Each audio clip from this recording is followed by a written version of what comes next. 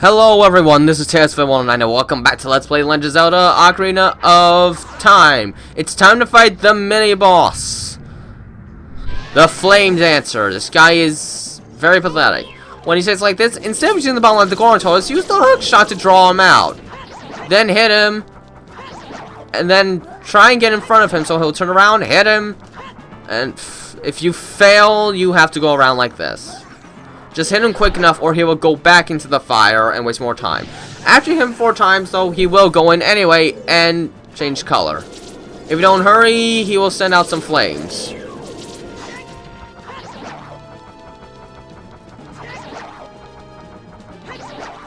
How did he not see me? Well, either way I got him. I'm not doing very good at getting around him this time, however, which is a little obnoxious. This is the entire fight. It's very lame. Oh, come on. I'm better than this. There we go. That's what you should be trying to do. And get far away afterwards, because he self-destructs. Alright, that's the mini-boss Flame Dancer. He is pathetically easy. Pathetically easy. But because of that, we actually had to do a little extra to get the dungeon item. Because Nintendo probably knew that mini-boss was too easy. And oh look, it's this kind of puzzle again. See, the puzzles in this dungeon are generally simpler. They really don't require one bit of thought. Like with the walls, find the bomb walls by hitting them with a sword. For those, you just gotta get up in elevation and then you use the bomb, essentially. Like, the puzzles in this dungeon aren't that necessarily difficult. Now, this can be a little frightening, because we have a time limit to get to the chest here by pressing this switch, and in order to get to it, we need to use the narrow stairs. Whoops, I shut off my mouth. Oh, I already screwed up. I'll just wait. Okay, I actually might have still been able to make it. I might have still been able to make it. Haha. Alright, let's try this again, because the dungeon item is right there.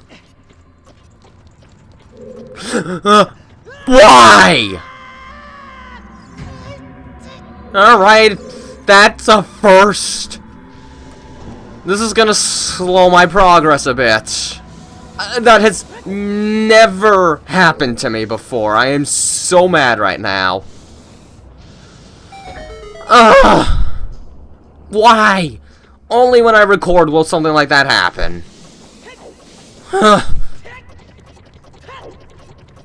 Maybe I shouldn't adjust the camera.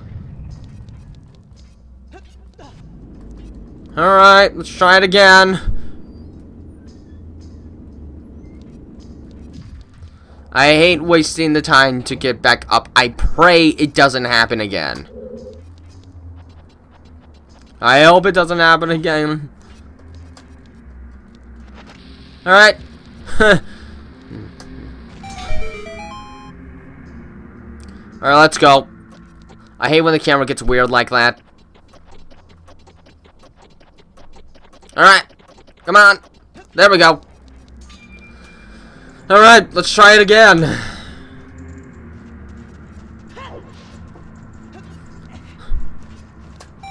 Let's be a little more careful, I guess. Maybe I shouldn't be moving when adjusting the camera, because I feel like I am going to have to adjust the camera somewhat. Okay, I should be fine the rest of the way. Yeah, there. There we go. Dungeon item at last. There we go. The Megaton Hammer. Yay! So the hammer returns from A Link to the Past. Except this time, it's heavy. Alright, so let's head back down. Let's not fall down, though. Alright, there we go. Now, of course, once we get a dungeon item, we have to use it. And, yeah, we've explored most of the dungeon now. So, yeah, we can knock these down with a hammer, and we can also knock these. This is how it teaches us to use the hammer in this dungeon. Afterwards, it's just a very strong weapon. Alright, now we're at one of the tougher puzzles of this dungeon. This is the easy part. What's tougher is that there is a blue switch down here. So you actually have to be wise to actually use one of the boxes and not break them. See, here's a blue switch. We want to place this onto the switch so that we can get through the door. Hooray. That's probably the toughest puzzle in this entire dungeon. Whee! And, oh, look at this switch. This switch just looks rusted. Yep, so you actually need to use the hammer to knock it. Very simple. This is also why we could not have made it to save this Goron, because it involves hitting a rusty switch. So this block appears here so that we can shortcut. That's nice. Oh, I hate it when the camera adjusts itself like that. So we have saved the Goron, hooray. There should be only one more Goron after this. I'll tell you our secret for saving me. A door is hidden inside the statue at the entrance to this temple. But the Goron's special crop won't work on it. Do you have anything stronger? These Gorons help make the dungeon easier by telling you pretty much everything you need to know. So let's get this key. Yay. And now let's move on. That pillar, the first Goron in this dungeon mentioned, we're going to use it as a nice little shortcut as well. And because you have to fall, you will not receive fall damage here. Which is generous of the game. See, the boss door's over there.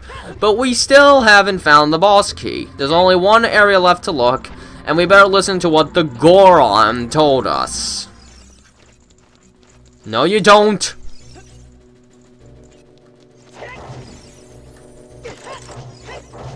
I ought to kill you with... whatever, I'm not gonna kill you. I'm just gonna move on. There we go. Let's kill some fire enemies. Like torch slugs and fire keys. And if there was any other type of fire enemy, there would most certainly... Well... They could have added Dodongos, I suppose. But I suppose that would not have made any sense. Alright, that's this room. Next room. And you know what? I want to get out my hook shot. Because there is a like in this room. And also the final gold Skulltula.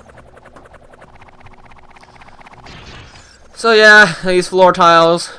They've been around since Link to the Past. They have been easy ever since. But they were still an utter pain in A Link to the Past. Let's not forget that. So let's kill this final gold Skulltula. And there we go. That is all of them. See? There's the proof. Alright, last two chests are coming up. First one's in this room, but we have to fight another flame dancer. I don't know why, because these guys are pathetic.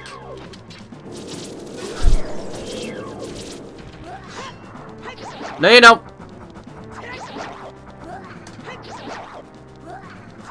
Seriously, why is this mini-boss so easy? Look, I'm not even doing anything. I'm hardly trying here. There we go. Actually, I think you can actually use the hammer to stop him too. Let's see. Yep, the quake is enough. Hey, it wasn't my fault I couldn't see. Oh, okay. So, there's a treasure chest in here.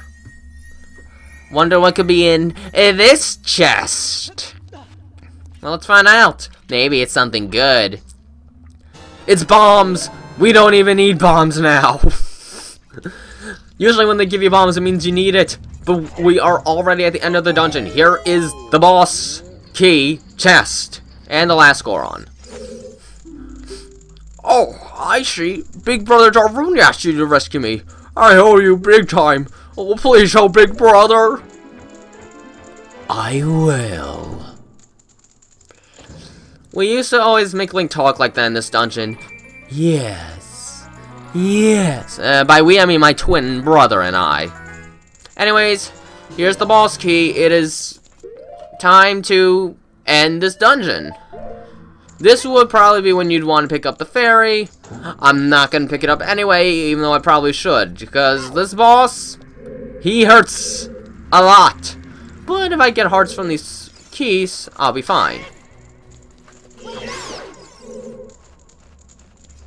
I didn't drop hearts.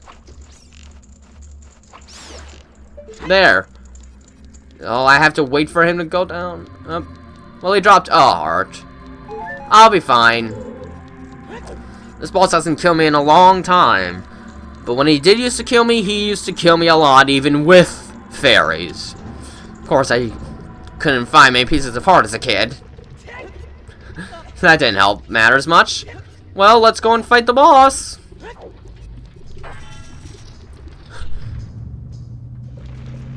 Alright, here we are, in the boss arena. This one looks cool. Another boss that can be quite tough in this game. The Adult Link bosses generally aren't much of a joke.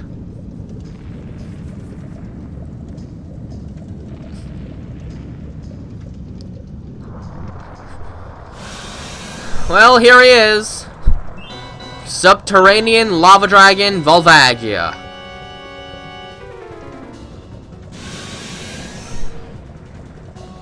He's a very long dragon. Not as long as, say, Mogira, Morpheal, or Twin Mode, but still quite long. So this is basically a whack-a-mole game. He'll appear out of a hole, and you got to hit him. You want to be quick about it. And you only get one shot, so I recommend a jump attack with a Megaton Hammer. That's the most amount of damage you can possibly do. When he pops out, he will either try and do a hair swipe at you, or breathe fire. When he pops up like this, try and shoot him with arrows. His fire breath does 2 hearts of damage, and his hair swipe I think does only 1 heart. You hit him with an arrow, and he will head down immediately. And it damages him a bit as well. But you gotta be careful, because as he takes damage, he starts trying to trick you like that. The closer he is to death, the more times he'll pop out. The max times he moves around is 4. So once he flies up to the ceiling like this, stay on the edges. This will protect you from the rocks that fall, which also deal a lot of damage. I think it's 2. He generally never comes to the corners, so the corners is basically where you're safe. This is important to know. Also, you probably won't be able to shoot him with arrows while he's doing this.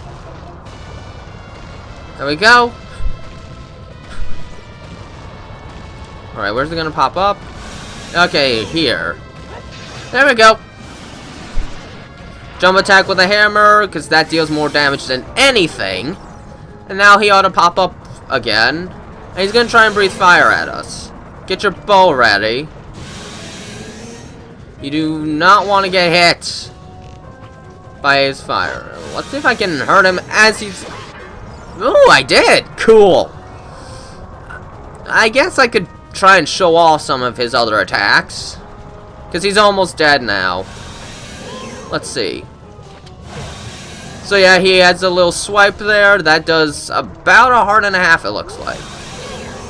Oh, I didn't think he would fly back up. Well, this is what I get for trying to... But I've got time, so I'm gonna try and use up some of that time. Again, just stay on the edges, the tips, whenever he does his rock attack. I missed. Whatever. He also has a fire breath attack, which you've already seen him do flying. But it's a little more dangerous. Okay. But yeah, he does a lot of damage, and that's the main reason he's so difficult. You also have to get up close into attack, so you could potentially accidentally run into him. He is a tough boss, specifically because of how much damage he does. He does more damage than many bosses in this game.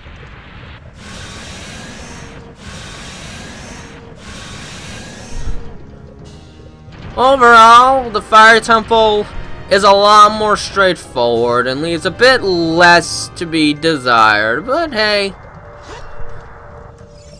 It's interesting actually having to save an entire race the way you do here. The mini-boss is very lame though, but the boss makes up for it.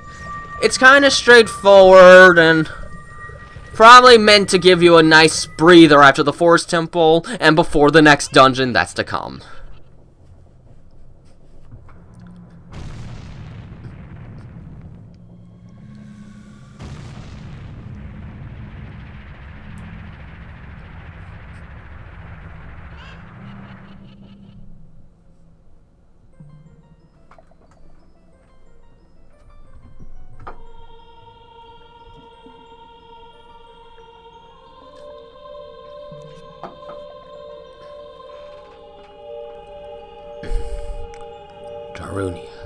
Thank you, brother. I really appreciate what you did. I thank you on behalf of the entire Goron race. You turned out to be a real man, just as I thought you would. By the way, I, the Wild Darvunia, turned out to be the Great Sage of Fire. Isn't that funny, brother? Well, this must be what they call destiny.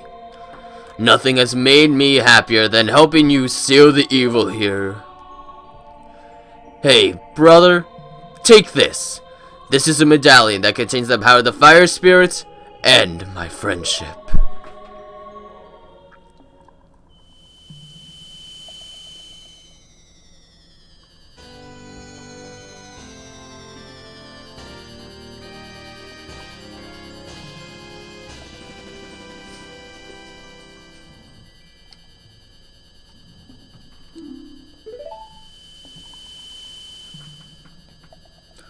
Don't forget, now you and I are true brothers.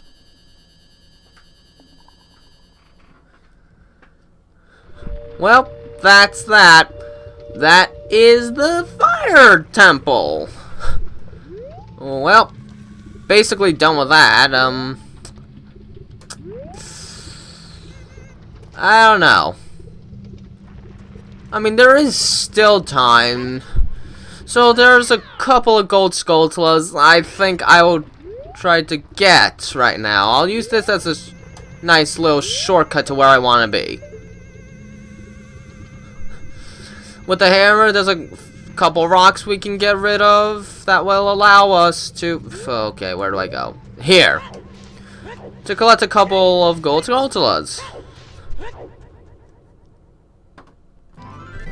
Alright. So I might as well get them since it's still a little early in the video. And because they're under rocks, it doesn't even have to be nighttime to get them.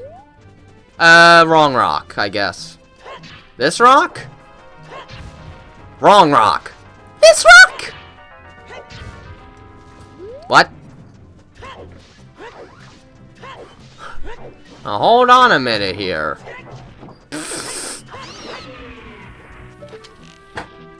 I'm sure there was a gold Skulltula somewhere. Maybe it does still have to be. And you know what? I'll make it nighttime anyway. Why not?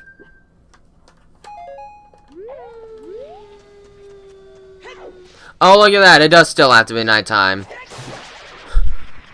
Alright.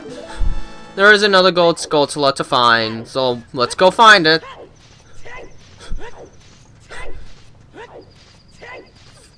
Alright. There we go. Should be over here.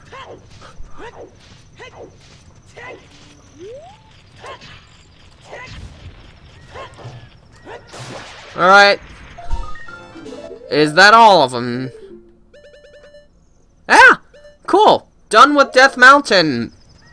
And I suppose that's as good a place as any to stop. Next time, I'm probably going to be heading into the area of Zora's domain. But that'll be for the next video. Until then, this has been TailsFan109, and have a nice day.